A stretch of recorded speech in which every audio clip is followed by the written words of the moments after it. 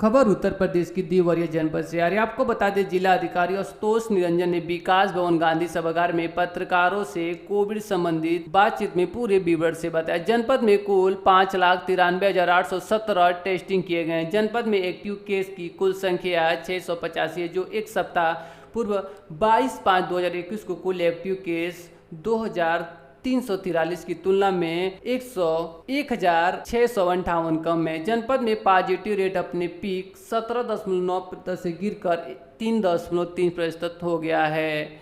वहीं वर्तमान में जनपद में कुल 485 ऑक्सीजन युक्त बेड हैं। कहीं पर भी जनपद में बेड की कोई समस्या नहीं है। जनपद में 2.5 MT 250 T type cylinder oxygen की आपूर्ति की जा रही है। वर्तमान में ऑक्सीजन की कोई कमी नहीं। जनपद में ऑक्सीजन कंसंट्रेटर की संख्या 119 है, जिसमें 115 कार्यशील हैं। जनपद में 4 नए ऑक्सीजन प्लांट प्रभावित हैं, जिसमें 1 MCH प्लांट क्रियाशील, शेष 3 प्लांट मार्च जून के प्रथम सप्ताह में संचालित कर दिए जाएंगे। टीकाकरण कार्यक्रम के अंतर्गत 18 से 44 वर्ष तक की टीकाकरण जनपद में 1 जून से प्रारंभ होगा। वहीं 45 वर्ष से अधिक आयु के 1,51,450 व्यक्तियों को प्रथम डोज एवं 32,084 व्यक्तियों को द्वितीय डोज का लाभ प्रदान किया जा चुका है। जनपद में कुल 31 वेंटिलेटर कार्यशील। जनपद में कोविड कार्यों हेतु 26 एम्बुलेंस आरक्षित कर कार्यशील की गई है। जनपद में ग्रामीण क्षेत्रों में 1,185 व नगरियों में क्षेत्र में 116 निगरानी समिति गठित की गई। जनपद के माध्यम से डोर टू डोर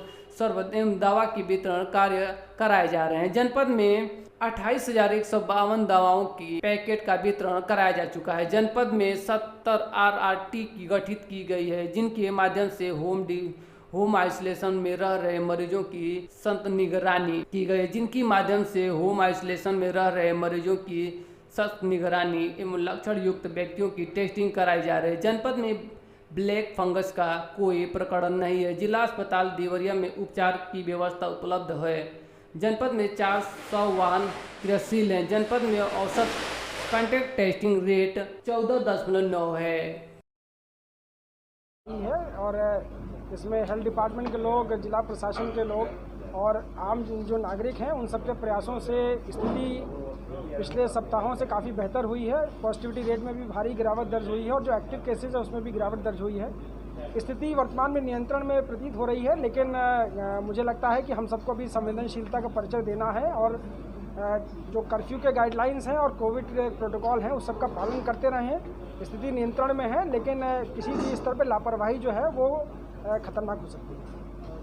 सर, एक सवाल ये है कि सर, बारिश का समय है, क्रय केंद्र खुले हुए हैं, सर खरीदारी तो हो रही है, लेकिन कई जगह सर ये देखने को मिल रहा है कि गेहूँ सड़ रहा है पानी से दिक्कत।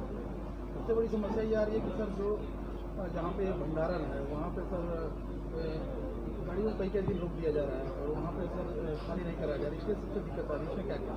देखिए, इस तरह के जो इश्यूज़ हैं हॉल्टेज के और स्टोरेज के, वो कुछ केंद्रों पे आए हैं, जिसमें हम लोगों ने RFC ऑफिस गोरखपुर से और FCI के ऑफिसर से बात करके इसका निदान कराया है। इसमें वोल्टेज की जो इश्यूज़ है उस टाइम को कम करने का प्रयास किया जा रहा है। स्टोरेज के लिए एडिशनल जो गोदाम है उसको रिकमेंड करके FCI और स्टेट वेयर हाउसिंग कॉर्पोरेशन को भेजा जा रहा है। मुझे लगता है इन सब समस्याओं का निदान शीघ्र हो जाएगा।